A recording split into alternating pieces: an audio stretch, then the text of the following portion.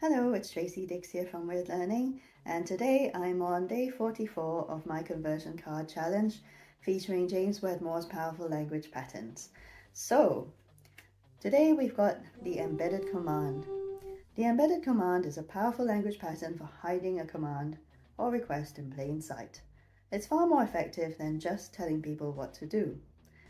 Example, hey, use embedded commands versus when you use embedded commands, you'll notice an increase in conversions immediately. Simply get clear on the action you want to use, like use embedded commands, and begin practicing it with some of the formulas provided below. Formula: when you embedded command, you will benefit. You don't have to embedded command until blank. Don't embedded command too quickly. A person may embedded command because blank.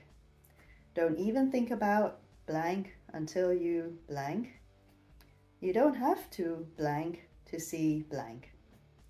Example in action, which means yes, you can join the rest of us and get instant access to the entire Business by Design system for just $2.97 today. Now, before you go and place your order, this comes with a big fat word of warning. I'm not really sure what the big fat word of warning is, but I guess we're being held in suspense a little bit here by James Wedmore. So I probably don't have to tell you by now that you don't use first person language like this as he has done with the you benefiting and so on.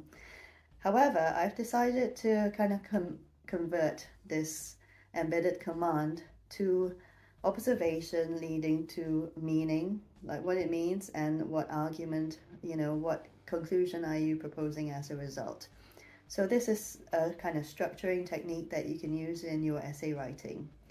So take for example, so I heard on Radio 4 the other day that apparently the more words a child hears in their early years, so up to the age of 3, if they hear 3,000 words, I think it was, spoken per day, this enhances their academic achievement later on in life.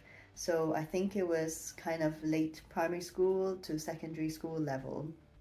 So a researcher or research team had obviously compared levels of attainment between children who had heard an average of 3,000 words spoken per day up to the age of 3 versus another group who heard fewer words spoken daily and what their attainment was. And the conclusion was that for children who were exposed to a larger range of vocabulary in their earlier years, it tended to result in higher academic attainment several years down the line.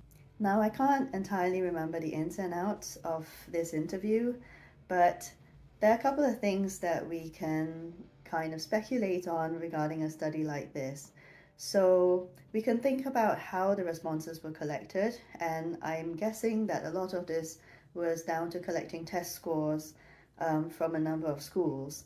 And so we can say, for example, in terms of kind of layering your language and kind of building up to an argument, that a large response rate means that there is significant evidence by which we're able to conclude that children in the early years who hear 3,000 words or more spoken do attain higher test scores later on in life. As I said, I don't know exactly what the response rates are because I don't remember the details. However, someone who is kind of looking at a study like this in more detail would be very interested in how the data was collected and what the sample size was, but also how clear the improvement was, between the two groups of pupils. So if it shows either a very small increase or a kind of inconsistent increase, then it might be the case that further studies would be very useful to help everyone understand, what is really going on. Is it just about, the range of vocabulary that these small children are being exposed to, or are there other factors at play? Were the schools the same sort of level that the data was collected from?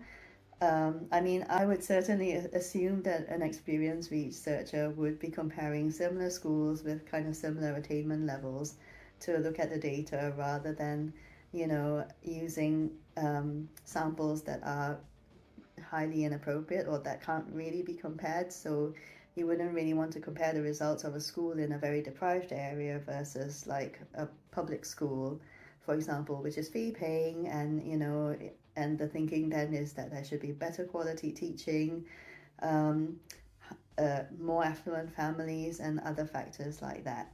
So these are just examples though. So when you come across experiments and studies of the kinds of things to look out for to help you evaluate the quality of the research.